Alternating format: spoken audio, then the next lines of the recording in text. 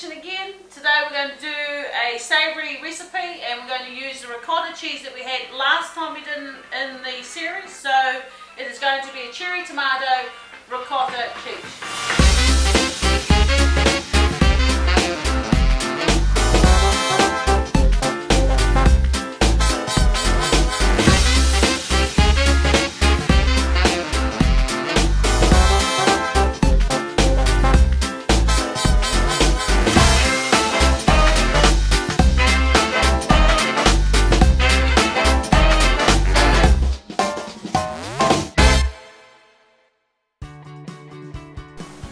So the ingredients you'll need for this will be a 1/4 cup of milk, a 1/3 of a cup of cream, you'll need 3 eggs, 1/2 cup of grated or finely grated Parmesan cheese, 150 grams of ricotta, I've got about a dozen of cherry tomatoes, I've got some oregano which is out of our garden.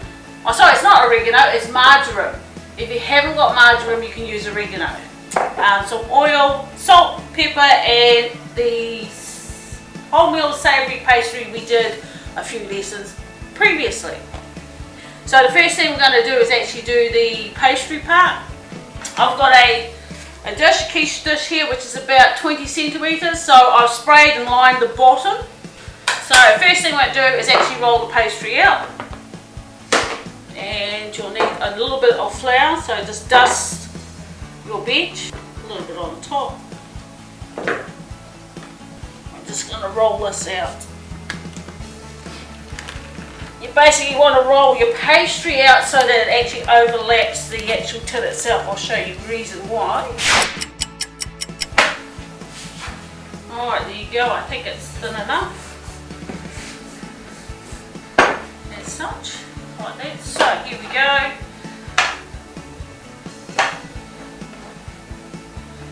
Now all you're doing now is making sure that that pastry drops down into the dish as such.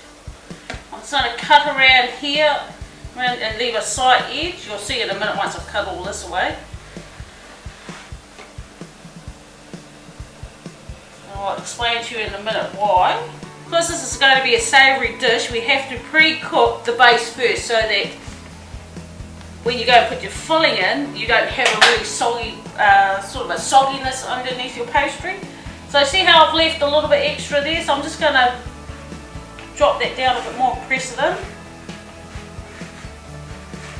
And then you're going to have to put it in the fridge for about 20 to 30 minutes. Now if you want to speed this process up, and I did it the other day, is actually put it in the freezer probably for about 10 minutes and it'll set really nice and cold.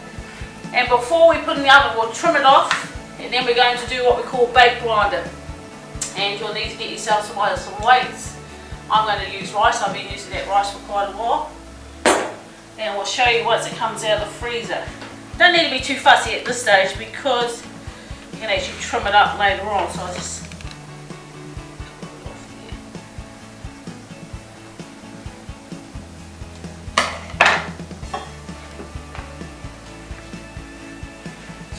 I'm going to put that in the freezer for 10 minutes and then we'll come back and see what it looks like after that. Now we can cut. Now, while it's in there just chilling down, we need to turn the oven on to 200 degrees and I'm going to put mine on fan bake. Right, I'm just going to make the filling part now. So, 3 eggs, crack the eggs on first.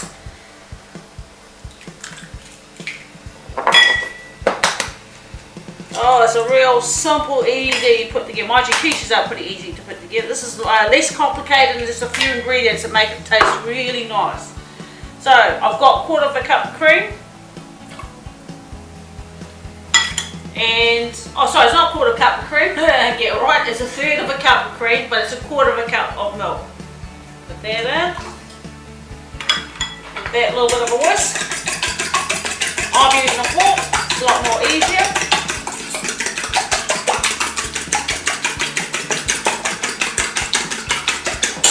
Now I'm going to put 1/2 cup of the Parmesan cheese. Now if you don't have Parmesan cheese, you can just use normal cheese, but just grate it on a finer grater rather than on a chunky one. So I'm going to pop that in.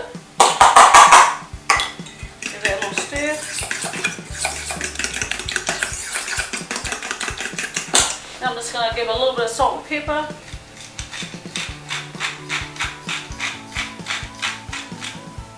Probably about a teaspoon of salt there, and probably about half a teaspoon of black pepper.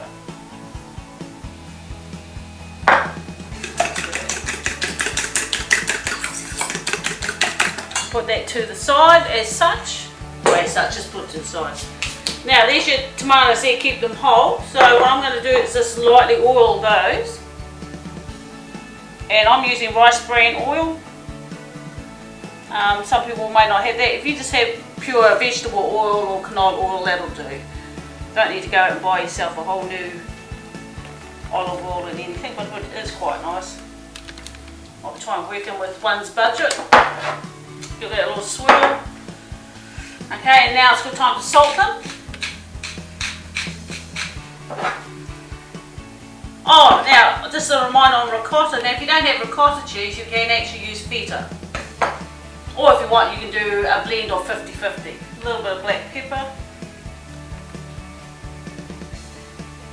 Now if you don't have oregano, just let that sit for until we're ready to actually put that filling together. I like a little bit of pepper in mine, so. Now like I said, this is marjoram. Marjoram and oregano actually have quite similar taste. So this is what I've got at the moment, plentiful of that, not so much with oregano. If you don't have that, then just use chopped parsley, or you can just use spring onions, or if you've got some basil, you can put some basil in there. So those are a couple of herbs. Or rocket's another one, it's not too bad to go with it. So just use what you got. But for today, that's what I'm using in this recipe. Okay, so 10 minutes is not up yet, so we'll have to wait till the pastry ready and then we'll put it all together. Back in 2. Right, I pulled this out of the freezer. Now, if you've left this in the freezer for a little too long, because if you do manipulate it a little bit more now, it'll actually start to crack. So just leave it out for a couple of minutes so that it just heats up and makes it a bit more pliable. So, I'm going to show you here. And it's a bit easier to manage and mould at this stage when it's a bit colder rather than when it's still a bit warm, especially after you've been moulding it a little bit. So all you're going to do now is make sure it's actually pressed right down to the bottom. Make sure it's pressed right down there and into the sides as well. So I'll just go around, make sure as such, like that. And then I'm just going to do that. This tin is actually not quite sharp, but it's alright. Oh gosh, it makes this look hard. Anyway, here we go. Plug along. And there you go, get yourself a nice little edge. I'll just manipulate that a little bit more. Not bad. Okay, so I've got me another piece of baking paper. So I'm just going to leave it like that. And like I said, we're going to bake this blind first. So what we're actually effectively doing is pre-cooking the pastry base, so it's actually already cooked before we add the filling in. So there's 2 steps to baking blind. I just can't find yourself some cheap rice from the supermarket. It's probably the best way of doing it right. You can buy the weights if you like, but this works really well, and you can keep using this rice over and over again. So you don't need to throw it out every time you use it. I fill mine pretty much right up to the top because I want to keep it weighted down.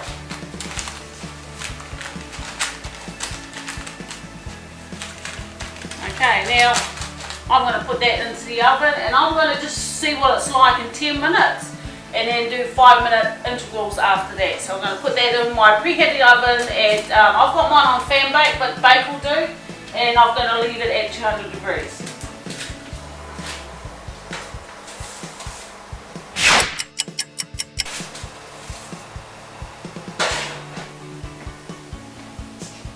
Right, I had this in for 15 minutes, so I'm going to take this part off. I'll just give you a little look what it looks like. Now, what I didn't do, and some people do, is to actually prick it before they put it in. Actually prick that first, then put the baking paper and then the weights on. But I did mine a little different this time around, so the pastry looks really good. See how it's starting to cook on the outside? I need to now put that back in for another 10 minutes so that it cooks that part of it. So I'm going to put that back in the oven now. As set my timer for 10 minutes. Well, I'm just going to show you, see how that bubbled up a little bit there? With your clean tea towels, just quickly press it down a little bit. It's not too bad, it's okay. Or, I'm not fancy, but you could press it on the hole, but just press it down a little bit. If it's, like I said, if it's starting to bubble up while it's cooking in there, just open up the door, just get a tea towel and just push it down a little bit. Just wanted to show you.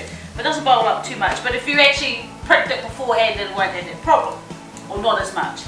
But that's a little tip there. I had that in for about 7 minutes, so just less than 10. But approximately, depends on how thick your pastry is. So that was in for about 7. I'm going to let that cool for a couple of minutes, and then we're going to add the final stages. I'll just press down to make sure.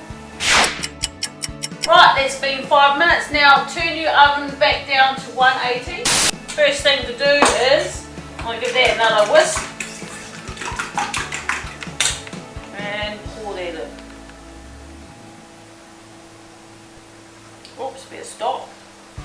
Like so. I might actually add my ricotta in first, so I'm going to leave a little bit of space in between them so that I can put the cherry tomatoes in. And then once we put the tomatoes in, then we put the marjoram in last. And then it goes back in the oven. So here we go. That way you have, when you cut open your quiche, you've got this nice white bit, sort of nice little mouthful of ricotta, as well as your cherry tomatoes. If you find it's a little too much, then you don't need to put all this mixture in. So it looks like we may not, sorry, that's a bit garbledy, may not need all of that ricotta. Okay, we're going to see, I'm just put these cherry tomatoes in there. Put the bigger ones around the outside first. Whoopsie, nice big one. Now I'm only putting 12 in because that's all I had left, but if you want, you can put a few more in. That one there.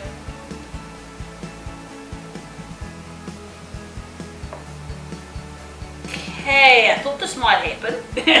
Just add a little too much filling.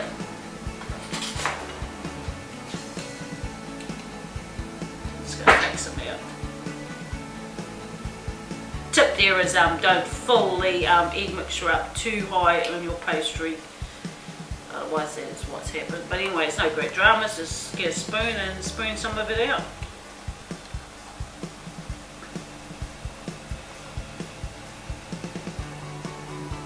Like I said, the last thing we've got to put on is the margarine. So if you get this out of gun, you wash it, make sure you dry it first, dry it quite well, because it makes it a little bit easier to handle. If it's a little bit too wet, then it'll start sticking to your hands, it makes it a little bit more difficult to sort of spread it out.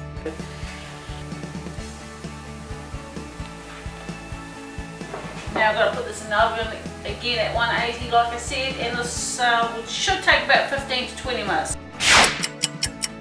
Right, that was 25 minutes in the oven, and I didn't need to put tin foil over the top, so that was really good. You can see if you press down, like so, and there's no wobble. So that's what it looks like. Okay, going to let that cool for about 5 minutes, and then I'm going to take it out of the dish. Maybe leave for another couple of more minutes, and then cut it up, and then see what it tastes like. So you'll have to wait till then. Right, I'm just going to just lift this out of the tray now. It's a bit more manageable when it sits for a little bit longer. Well, it's supposed to be. Now I'm going to see if I can slide this off. Oh, perfecto! There you go. That's our little quiche in there. See how pretty it looks. So that is, back to it again, that is our fresh homemade ricotta from the last lesson with cherry tomatoes, has a bit of parmesan cheese and marjoram is what we put in there this time around, and the short crust pastry that we did I think quite a few lessons ago. So we've done today, combined 2 lessons and a third one for a nice savoury afternoon Sunday snack. Then we're going to cut this up in a minute and see what it tastes like. Right, moment of truth. Going to cut our quiche now.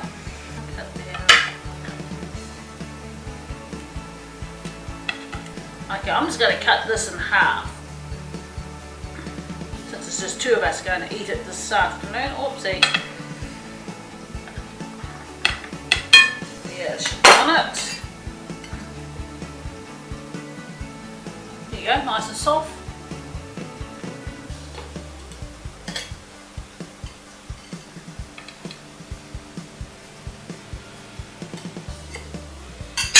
Now I had a little bit of oil left over from those cherry tomatoes before. If you don't want to waste your oil, just brush the tomatoes with a brush, oil first, but because I poured it over, I had a little bit left over, probably just under a tablespoon. So I've got some, okay, so I'll put it now, the basil pesto. So I've added a little bit to that and I'm just going to drizzle. So it's a little bit runnier. Just for something else, a little different for taste, and I'm just going to drizzle it.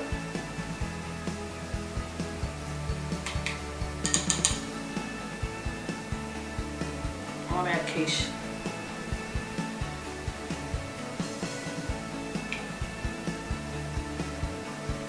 Might invite the cameraman over to try and have a sample. Actually, probably should, because he looks like he's a bit hungry and he thinks he's starving. Not really, it's not really starving. And there you go. So that's that quiche. Oh, it smells awesome. Smell the parmesan for a start.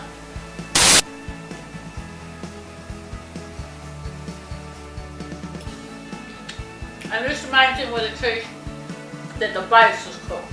Nothing worse than getting a soggy quiche. Or soggy pastry to the end of your quiche. Beautiful. Where the cherry tomatoes just burst In your mouth. cooked to perfection.